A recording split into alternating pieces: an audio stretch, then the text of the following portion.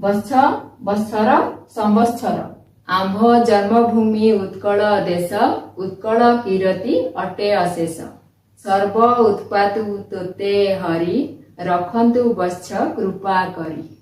शुभ सकाळ पिला माने आपण मानकु आजिर क्लास को स्वागत करूची। आज आमे त आउ द को मूल अक्षर रूपे ता संगरे आउ किछि अक्षर मिसई करी नुवा जुक्ताक्षर शिखिबा। पूर्व क्लास रे ट ड न को व्यवहार करी जुक्ताक्षर शिखिथिले मने अछि समस्तंकर। चलंतु थरे देखि नबा कोन कोन थिला सेही जुक्ताक्षर गुडिक। पूर्व क्लास रे कोन कोन शिखिथिले ट अडग ड अर्ण ए जुक्ताक्षर गुडिक पूर्व क्लास रे हमें शिखिथिले। ट आउ ट मिसी करी होइछि ट, ड आउ ग मिसी करी होइछि एडग, ड आउ ड मिसी करी होइछि ड, अण आउ ण मिसी करी होइछि र्ण। आज हमें पढिबा त आउ द को मूल अक्षर रूपे व्यवहार करी ता संगे आउ किछि अक्षर मिसई नुवा नुवा जुक्ताक्षर। प्रथम किछि शब्द लिखिबा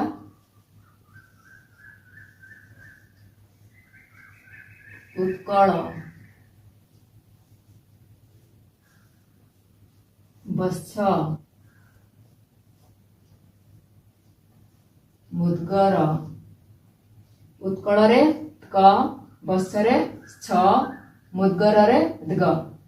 देखो नुआ नुआ सब जुक्ताक्षर एही जुक्ताक्षर गुडिक विषय रे हम आगर केबे पढी नै। एही सब जुक्ताक्षर विषय रे आज हम पढिबा। जुक्ताक्षर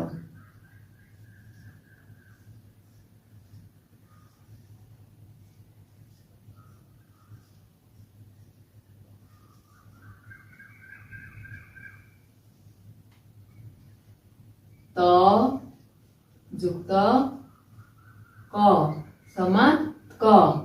किपर लिखिबा क लिखि करी ता तळे एही परि गोटिए चिन्ह दबा। कोन उच्चारण करबा क। एठी मूल अक्षर हेउची त, जुक्त होई रहिथिबा अक्षर होची क। केमिति लेखुचे क टा को पूरा लेखुचे तर चिन्ह देउचे। किपर उच्चारण करूचे क। तापर जुक्ताक्षर लिखिबा त जुक्त त समान त। याको हमें द्वितीय त बोली कहू। कोन कहूचे द्वितीय त बोली कहि थाउ। त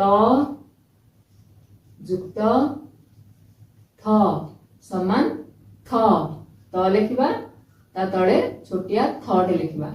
किपर उच्चारण करबा थ त तापरे थ थ। त भलो भाबरे सुबा जा नथिबा बेले थ भलो भाबरे सुबा जाय थाए। त जुक्त थ थ। त जुक्त प प। प को पूरा लिखिबा ता तळे तर चिन्ह देबा एही परी प। त जुक्त स दंते स समान छ। किपर उच्चारण करबा छ। दंत स लिखिबा ता तळे तर चिन्ह दबा छ एही परी। त को मूल अक्षर रूपे व्यवहार करी आमे जुक्ताक्षर लिखि सारिले। कोन कोन जुक्ताक्षर हला क त थ प आउ छ। एबे द को व्यवहार करी आमे नुवा जुक्ताक्षर लिखिबा। द जुक्त ग समान दग, द ता तळे छोटिया गटे दग। द जुक्त घ समान दघ, द लिखिबा ता तळे छोटिया घटे लिखिबा। किपर उच्चारण करबा दघ। द जुक्त द समान किपर लिखिबा द जुक्त द समान द, द जुक्त ध समान ध। मझरे गोटे गार दबा। द लिखुचे जेमिति सेमिति लिखिबा मझरे गोटे गार दबा। कोन उच्चारण करबा ध। द जुक्त ब समान दब, द लिखिबा तळे ब लिखिबा दब। द ଯୁକ୍ତ ଭ ସମାନ ଦଭ। କିପରି ଲେଖିବା? ଏହିପରି ଉପରକୁ ଦୁଇଟି ୟୁ ଭଳିଆ ଦୁଇଟି ସେଭ୍ କରିବା, ଡବ୍ଲୁ ଭଳିଆ ସେଭ୍ କରିକି ତାକୁ ଆଣିକି ଏମିତି ଲେଖିବା ଦଭ। କ'ଣ ଉଚ୍ଚାରଣ କରିବା? ଦଭ। ଦ ଆଉ ଭ ମିଶିକରି ହୋଇଛି ଦଭ। ଦ ଯୁକ୍ତ ଅନ୍ତସ୍ଥ ଜ ମିଶିକରି ହୋଇଛି କ'ଣ? ଦଜ। ଦ ତା ତଳେ ଗୋଟିଏ ଛୋଟିଆ ଜଟି ଲେଖିବା। କିପରି ଉଚ୍ଚାରଣ କରିବା? ଦଜ। ଦ ତାପରେ ଜ। ଯୁକ୍ତାକ୍ଷର ଗୁଡ଼ିକ ଆମେ ଲେଖିଲେ, ଚାଲ ଥରେ ପଢି ନେବା। ତ ଯୁକ୍ତ କ ସମାନ କ, ତ ଯୁକ୍ତ ତ ସମାନ ତ, ତ ଯୁକ୍ତ ଥ ସମାନ ଥ, ତ ଯୁକ୍ତ ପ ସମାନ ପ, ତ ଯୁକ୍ତ ସ ସମାନ ଛ, ଦ ଯୁକ୍ତ ଗ ସମାନ ଗ, ଦ ଯୁକ୍ତ ଘ ସମାନ ଘ, ଦ ଯୁକ୍ତ ଦ ସମାନ ଦ, ଦ ଯୁକ୍ତ ଧ ସମାନ ଧ, ଦ ଯୁକ୍ତ ବ ସମାନ ଦବ, ଦ ଯୁକ୍ତ ଭ ସମାନ ଦଭ, ଦ ଯୁକ୍ତ ଜ ସମାନ ଜ। କ ତ ଥ ପ ଛ ଦଗ ଦଘ ଦ ଧ ଦବ ଦଭ ଜ। ଏବେ ଏହି ଯୁକ୍ତାକ୍ଷର ଗୁଡ଼ିକୁ ବ୍ୟବହାର କରି ଶବ୍ଦ ଲେଖିବା। କ, ପ୍ରଥମେ କ କୁ ବ୍ୟବହାର କରି ଶବ୍ଦ ଲେଖିବା। ଉତ୍କଳ, ଉ କ ଳ, ଉତ୍କଳ। ଉତ୍କଳ ମାନେ କ'ଣ? ଓଡ଼ିଶାର ପୁରାତନ ନାମ। ଆମ ରାଜ୍ୟ ଓଡ଼ିଶାର ପୁରାତନ ନାମ ହେଉଛି ଉତ୍କଳ। ଏହାର ଶାବ୍ଦିକ ଅର୍ଥ କ'ଣ? ଉତ୍କଳ ଶ୍ରେଷ୍ଠ କଳା। ଶ୍ରେଷ୍ଠ କଳାର କ୍ଷେତ୍ରକୁ ଉତ୍କଳ କୁହାଯାଇଥାଏ। ପୌରାଣିକ ଗାଥା କହିଥାଏ, ମନୁଙ୍କର ନାତି ଶୋଧମୁନଙ୍କର ପୁତ୍ର ଉତ୍କଳ ନାମରେ ଜଣେ ଜୈନିକ ରାଜା ଥିଲେ। ସିଏ ଯେଉଁ ଅଞ୍ଚଳକୁ ଶାସନ କରୁଥିଲେ ସେହି ଅଞ୍ଚଳକୁ ଉତ୍କଳ ବୋଲି କୁହାଯାଉଥିଲା। ଚିତ୍କାର, ଚିତ୍କାର, ଚିତ୍କାର। ଚିତ୍କାର ମାନେ ଉଚ୍ଚ ସ୍ୱର, ବଡ଼ ପାଟି, ହଠାତ୍ କରାଯିବା ଉଚ୍ଚ ସ୍ୱର, ହଲ୍ଲା, ଏସବୁକୁ ଚିତ୍କାର କହିବା। ଉତ୍କଣ୍ଠା, ଉତ୍କଣ୍ଠା।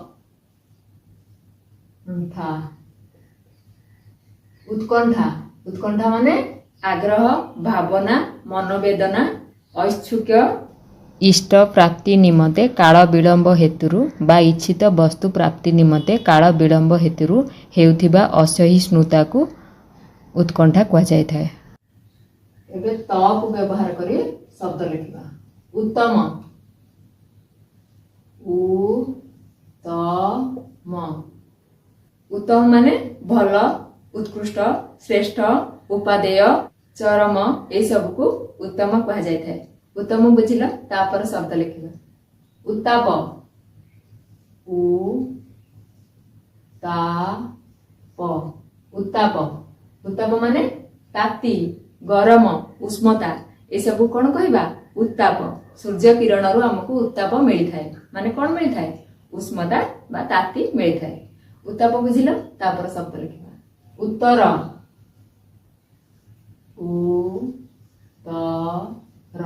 ଉତ୍ତର। ଉତ୍ତର ମାନେ ପ୍ରଶ୍ନର ଜବାବକୁ ଉତ୍ତର କୁହାଯାଇଥାଏ। ଚିଠି ବା ଡାକର ଜବାବକୁ ବି ଉତ୍ତର କୁହାଯାଇଥାଏ। ଉତ୍ତର ଦିଗକୁ ବି ଉତ୍ତର କୁହାଯାଇଥାଏ। ଏବେ ଥ ବ୍ୟବହାର କରି ଶବ୍ଦ ଲେଖିବା। ଉତ୍ଥାନ, ଉତ୍ଥାନ। ଉତ୍ଥାନ ମାନେ ଉଠିବା, ଉଦୟ, ଉଦ୍ୟମ, ଉତ୍ସାହ, ଉନ୍ନତି, ସମୃଦ୍ଧି, ଅଭ୍ୟୁଦୟ, ଉତ୍ପତ୍ତି, ଶଯ୍ୟାରୁ ଉଠିବା, ଏସବୁକୁ ଉତ୍ଥାନ କୁହାଯାଇଥାଏ। ଉତ୍ଥାନ ବୁଝିଲ? ତାପରେ ଶବ୍ଦ ଲେଖିବା।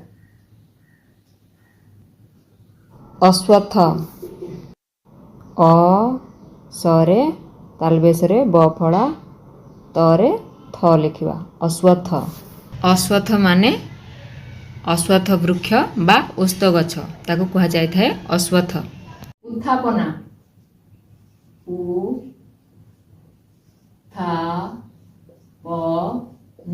ଉତ୍ଥାପନା। ଉତ୍ଥାପନା ମାନେ ନିଦରୁ ଉଠାଇବା, ଉପସ୍ଥାପିତ କରିବା। ଉତ୍ତୋଳନ ଉପରକୁ ଉଠାଇବା, ପ୍ରବୋଧନ ନିଦ ଭଙ୍ଗାଇବା, ପ୍ରସ୍ତାବନା ଏସବୁକୁ ଉତ୍ଥାପନା କୁହାଯାଇଥାଏ। ଉତ୍ଥାପନା ବୁଝିଲ? ତାପରେ ଶବ୍ଦ ଲେଖିବା। ଏବେ ପ ବ୍ୟବହାର କରି ଶବ୍ଦ ଲେଖିବା। ପ କିପରି ଲେଖୁଛେ? ପ ଲେଖି ତଳେ ତର ଚିହ୍ନ ଦେଉଛେ। ଉତ୍ପଳ, ଉ ପ ଳ, ଉତ୍ପଳ। ଉତ୍ପଳ ମାନେ କଇଁ ଫୁଲ, ପଦ୍ମ ଫୁଲ, ସରୋଜ, ଏ ସରୋଜ ମାନେ ବି ପଦ୍ମ ଫୁଲ, ଏ ସବୁକୁ ଉତ୍ପଳ କୁହାଯାଇଥାଏ। ଉତ୍ପନ୍ନ, ଉ ପ ନ, ଉତ୍ପନ୍ନ ମାନେ ଜାତ, ସୃଷ୍ଟ, ଜନ୍ମିତ, ଏ ସବୁକୁ ଉତ୍ପନ୍ନ କୁହାଯାଇଥାଏ। ବିତ୍ପାତ, ବ ହର୍ଷଇ ବି ପା ତ, ବିତ୍ପାତ ମାନେ ଅଘଟଣ, ଅମଙ୍ଗଳ, ଯୋଉଟା ଶୁଭ ନୁହେଁ ତାକୁ କଣ କୁହାଯାଇଥାଏ? ବିତ୍ପାତ। ଏବେ ଛ ବ୍ୟବହାର କରି ଶବ୍ଦ ଲେଖିବା। ଛ କିପରି ହୋଇଛି? ତ ଆଉ ଦନ୍ତେଶ ମିଶିକରି ହୋଇଛି ଛ। ବତ୍ସ, ବ ଛ, ବତ୍ସ। ବତ୍ସ ମାନେ ପୁତ୍ର, ଶାବକ, ଅଣ୍ଡିରା ବାଛୁରୀ, ଏସବୁକୁ ବତ୍ସ କୁହାଯାଇଥାଏ। ଛାତ୍ରଛାତ୍ରୀଙ୍କୁ ସମ୍ବୋଧନ କରିବା ପାଇଁ ବି ବତ୍ସ କୁହାଯାଇଥାଏ। ବତ୍ସ ବୁଝିଲ? ତାପରେ ଶବ୍ଦ ଲେଖିବା। ବତ୍ସର, ବ ଛ ର, ବତ୍ସର ମାନେ ବର୍ଷ, ସମ୍ବତ୍ସର, ଦନ୍ତ ସ ବ, ମରେ ବ ଫଳା, ଛ ର, ସମ୍ବତ୍ସର। ସମ୍ବତ୍ସର ମାନେ ପୂର୍ଣ୍ଣ 1 ବର୍ଷ ବା 12 ମାସ, ତାକୁ କଣ କୁହାଯାଇଥାଏ? ସମ୍ବତ୍ସର। ଏବେ ଗ ବ୍ୟବହାର କରି ଶବ୍ଦ ଲେଖିବା। ଗ କିପରି ହୋଇଛି? ଦ ଆଉ ଗ ମିଶିକରି ହୋଇଛି ଗ। ମୁଦ୍ଗର, ମୁ ଗ ର, ମୁଦ୍ଗର। ମୁଦ୍ଗର ମାନେ ଗୋଟିଏ ଅସ୍ତ୍ର, ଗଦା ପରି ଗୋଟିଏ ଅସ୍ତ୍ର। କିପରି ହୋଇଥିବ? ଏଇପରି ହୋଇଥିବ। ଏ ଭାଗଟା ଟିକେ ମୋଟାଳିଆ ହୋଇକରିଥାଏ, ଏପଟେ ଧରିବା ପାଇଁ ଟିକେ ପତଳା ହୋଇକରିଥାଏ। ଏଇ ଟାଇପର ଗୋଟିଏ ଅସ୍ତ୍ର, ତାକୁ ମୁଦ୍ଗର କୁହାଯାଇଥାଏ। ଭାରତର ପୁରାତନ ଯୁଦ୍ଧାସ୍ତ୍ର। ଯୋଦ୍ଧା ମାନେ ଯେତେବେଳେ ଯୁଦ୍ଧ କରିଥାନ୍ତି ମୁଦ୍ଗରର ବ୍ୟବହାର କରିଥାନ୍ତି। ମୁଦ୍ଗର ବୁଝିଲ? ଉଦ୍ଗାର, ଉ ଗା ର, ଉଦ୍ଗାର। ଉଦ୍ଗାର ମାନେ ଭିତରୁ ବାହାରି ଆସିବା, ବାନ୍ତି ଆଉ ହାକୁଟି। ଉଦ୍ଗାର ବୁଝିଲେ? ତାପରେ ଶବ୍ଦ ଲେଖିବା। ଏବେ ଘ ବ୍ୟବହାର କରି ଶବ୍ଦ ଲେଖିବା। ଘ କିପରି ହୋଇଛି? ଦ ଆଉ ଘ ମିଶିକରି ହୋଇଛି ଘ। ଉଦ୍ଘାଟନ, ଉ ଘା ଟ ନ, ଉଦ୍ଘାଟନ।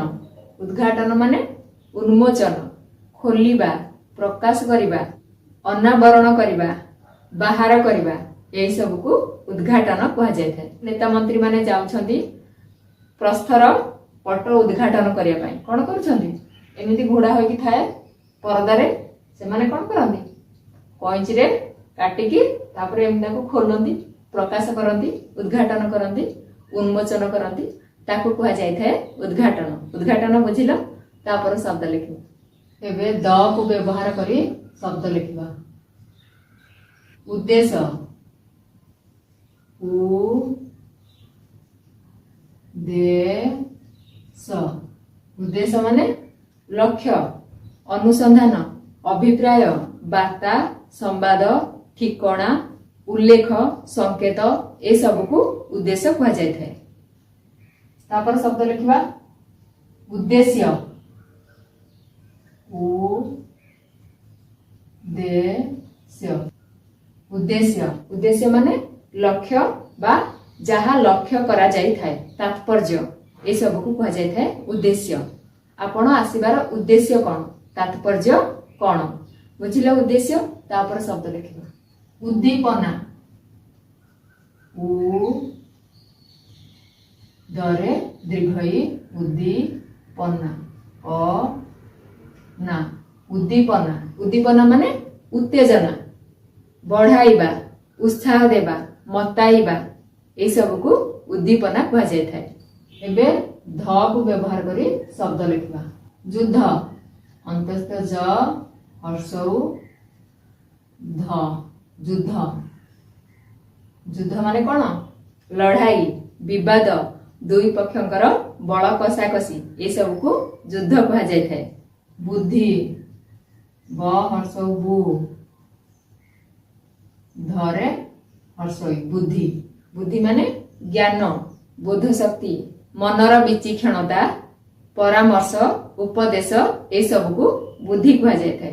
तापर शब्द लिखा उद्धार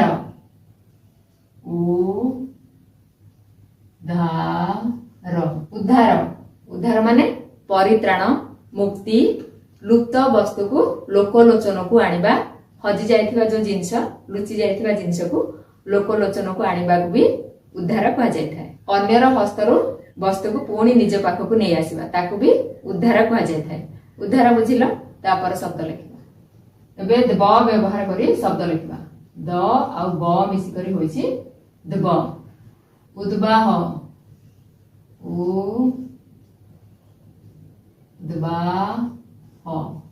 उद्वाह उद्वाह माने विवाह बा परिणय ताकू कहा जाए उद्वाह। बुद्बुद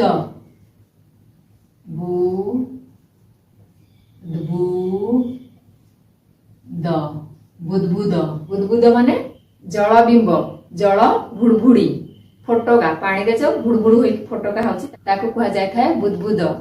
एबे ध व्यवहार करी शब्द लिखिबा ध करी लिखुचे इंग्रजी अक्षर डब्ल्यू करी भ लिखुचे तापर उद्भव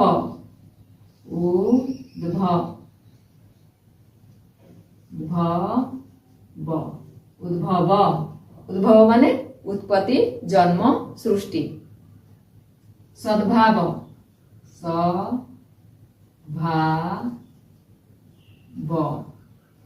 सद्भाव सद्भाव माने भल भावना सत्य साधु चिंता शुभ चिंता पवित्र भावना ये सब को सद्भाव कहा जाए। अद्भुत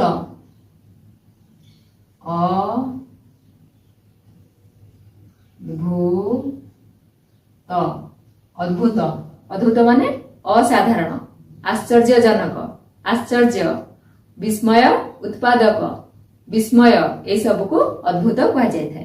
राम एक अद्भुत बालक राम एक असाधारण बालक बुझिल अद्भुत। तापर शब्द लिखिबा एबे ज व्यवहार करी शब्द लिखिबा ज की करी होछि द ता तळे अंतस्थ ज द आ अंतस्थ ज मिसी करी होइछि ज उद्योग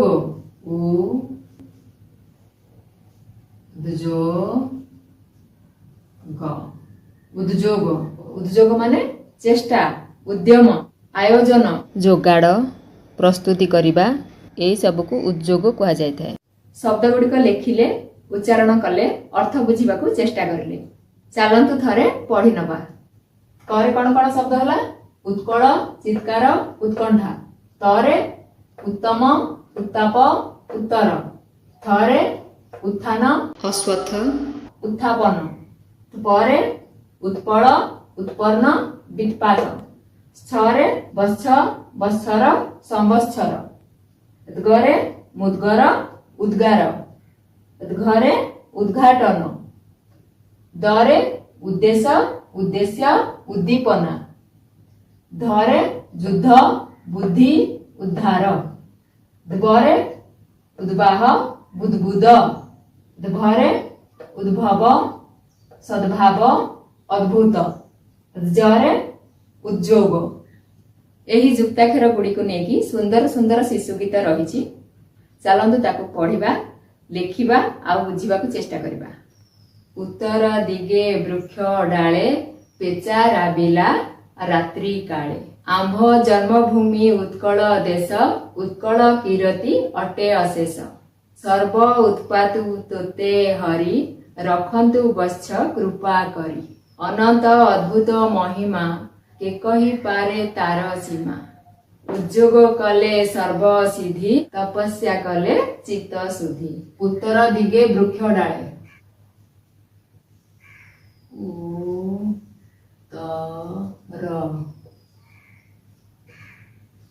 ଦିଗେ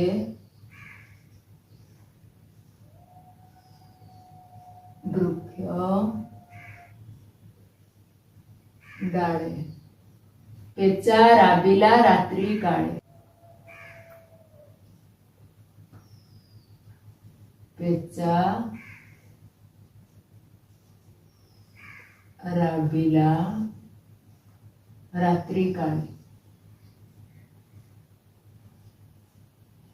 ରାତ୍ରି କାଳେ ଆମ୍ଭ ଜନ୍ମଭୂମି ଉତ୍କଳ ଦେଶ ଆମ୍ଭ ଜନ୍ମ ଭୂମି ଉତ୍କଳ ଦେଶ ଉତ୍କଳ କୀରତି ଅଟେ ଅଶେଷ ଉତ୍କଳ କୀରତି ଅଟେ ଅଶେଷ ତାଲବେଶର ଏକାର ମୂର୍ଧନ୍ୟଷ ଅଶେଷ ସର୍ବ ଉତ୍ପାତୁ ତୋତେ ହରି ସର୍ବ ଉତ୍ପାତୁ ତୋତେ ହରି ତୋତେ ହରି ରଖନ୍ତୁ ବତ୍ସ କୃପା କରି ରଖନ୍ତୁ ବତ୍ସ କୃପା କରି ଅନନ୍ତ ଅଦ୍ଭୁତ ମହିମା ଅନନ୍ତ ଅଦ୍ଭୁତ ଅନନ୍ତ ଅଦ୍ଭୁତ ମହିମା ମହିମା କେ କହିପାରେ ତାର ସୀମା କେ କହିପାରେ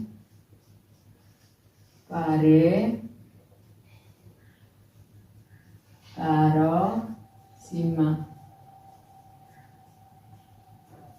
ଉଦ୍ଯୋଗ କଲେ ସର୍ବସିଦ୍ଧି